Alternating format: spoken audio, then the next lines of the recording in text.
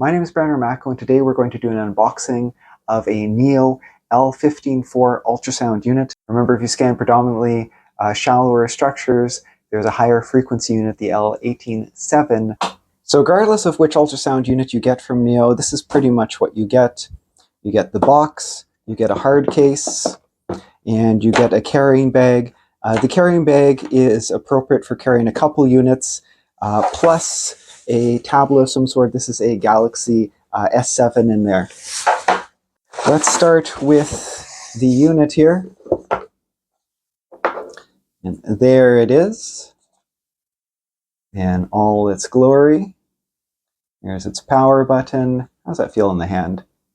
Okay, that feels pretty good.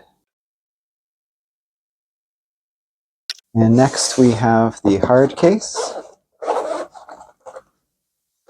So we have charging cable, lanyard, something to wipe the screen of your tablet, and this is a protective cover for the unit. And how does this fit in there?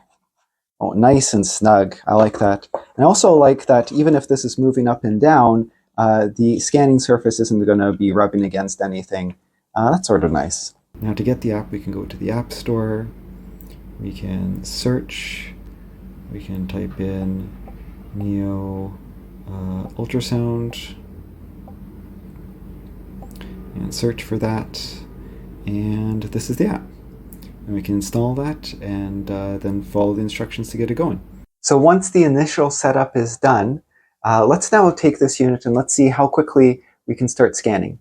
So the app's installed, everything's set up. I click on the app, and now we need to turn on the unit. We need to press the power button for 3 seconds until the light turns on. Now we wait for it to appear. Now this uses Wi-Fi, so it's going to disconnect from my internet Wi-Fi and then connect to this Wi-Fi. It does not use Bluetooth, and after the initial setup, it doesn't need location either. Okay, so it'll first appear sort of gray, and then it'll appear white. When it appears white, then I can click on it to connect to the probe. So now it's white, I can click on it, and now it will connect, and soon we will be scanning. And here we are. Okay, now that we're in, let's try to go through some of these settings and features. Maybe what I'll start with first is if we go to Help and About here, we can check for app updates, and if there is a firmware update that's required, after the update, we'll get a notice for that firmware update. And this is actually nice because you're in control of the updates and the firmware updates. Unlike some other companies, the firmware update is not going to interrupt you in the middle of a patient visit. You'll have the option of putting that off until you have time to do it. I'll point out that in the settings, we can see that there is also a voice control option, which is nice. While things are frozen here, we'll have access to these settings here, where we can, for example, measure a distance from one point to another point, change this point, and we can get our measurement here. Of course, on the picture, we can also just tap to zoom in. We can save an image, or we can save a cineclip. While frozen, we can, of course, scroll back in time as well, frame by frame, to find that perfect moment. Of course, here on one side, we have all our information. And if you want these buttons to the other side, we can just pop them to the other side. They go back and forth, up and down, wherever you need them, wherever you'd reach them easiest with your thumb or with your hand. Up here, we have the battery indicator for the unit and the temperature indicator for the unit. Some more settings here. Annotation, dual view, which is great for MSK. Body mark. Let's put a foot. Let's tap that like that, and we scanned right there on the ankle, let's say. But, why can't we get to presets? Well, a lot of the settings you don't have access to unless the unit is actually in scanning mode. So now we're scanning. We check the settings. We have a lot more options. We have needle mode, where it will help find the needle, tissue harmonic imaging, trapezoid mode. We have our TGC. We have zoom, we have advanced settings if you want to really get in there, changing the frequency, spatial compound imaging.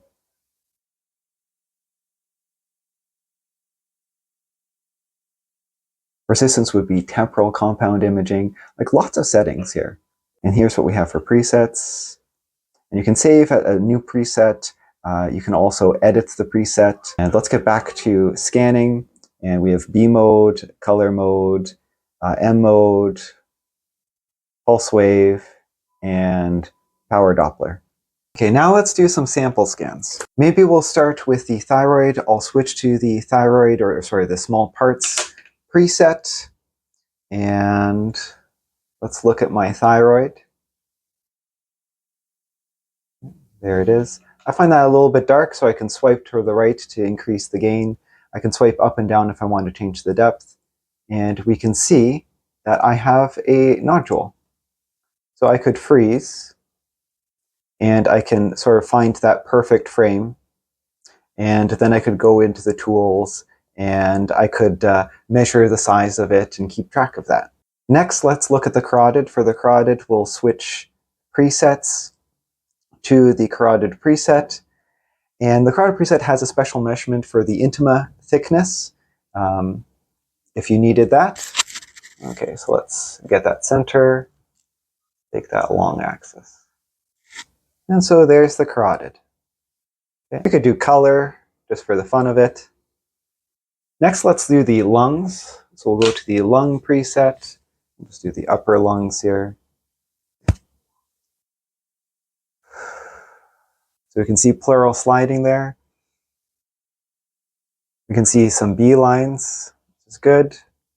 A lot of people use M mode for the seashore sign versus the barcode sign. Next, let's do the median nerve. And for the median nerve, let's go to the nerve preset. Now, my median nerve, I know we're going to have to turn up the gain. So let's turn up the gain maybe to 74 or something like that. We'll have to decrease the depth pretty significantly. And there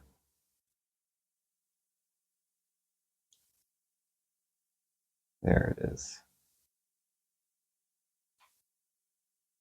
So I have a bifid median nerve, which is a variant. So this is actually my median nerve right there. Maybe next we'll do the common extensor tendon. Let's switch to MSK.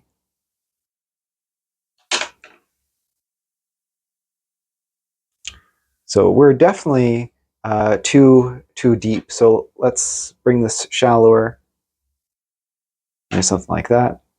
And also my focus isn't quite in the right spot. So let's move the focus. Obviously this is more difficult for me here. I'm right-handed. There, something like that. Now let's look again. There we go. So we can look at the knee here.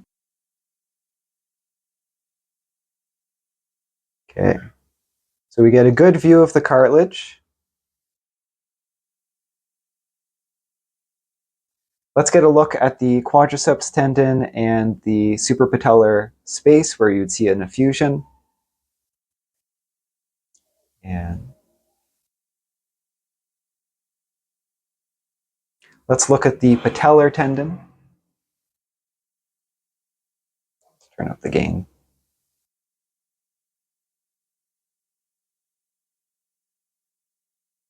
Now we could also turn on spatial compound imaging, which is really useful for tendons. So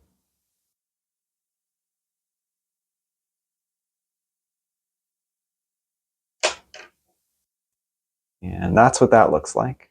Maybe we'll check for a DVT. So let's change the preset to vascular.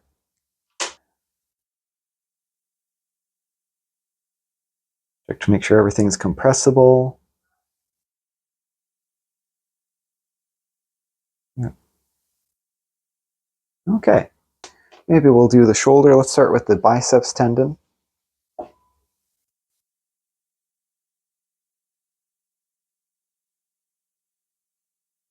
Okay. So there it is in transverse. Let's go long axis. There it is.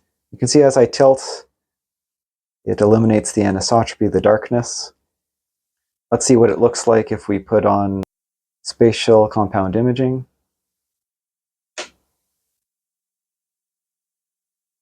And next, let's do the supraspinatus.